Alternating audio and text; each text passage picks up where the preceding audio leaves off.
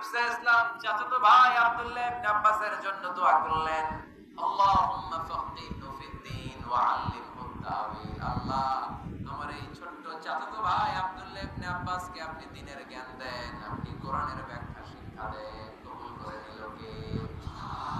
এই দোয়ার বরকতে উনি রাইসুল মুফাসসিরিন হয়েছেন, লিডার অফ দ্য অল মুফাসসির অফ কোরআন। সব তাফসীরকারকদের বস, সব তাফসীরকারকদের লিডার। আল্লাহর হাবিবের এই দোয়ার বদৌলতে। জন্য আমার কাছে কেউ যদি ছেলে মেয়ে নিয়ে আসে, বলে হুজুর হেফজ করাই দিছি বা আলিয়া মাদ্রাসা পড়ে একটু দোয়া করে দেন, আমি এই দোয়াটা করে ফিরি। নবীর দোয়া, বরকত বেশি না কম? আল্লাহুম্মা ফাক্কিহহু ফিদ্দীন ওয়া আল্লিমহু তাওয়ীল। মুখস্থ থাকলে ভালো, না থাকলে যে রেকর্ড হইতেছে ইউটিউবে শুনে নেবেন।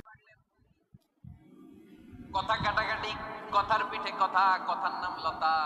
কথা বলতে বলতে ঝগড়া লাগতে লাগতে এক সাহাবী রেগে মেগে আগুন, মারামারির জন্য উদ্যত হলেন।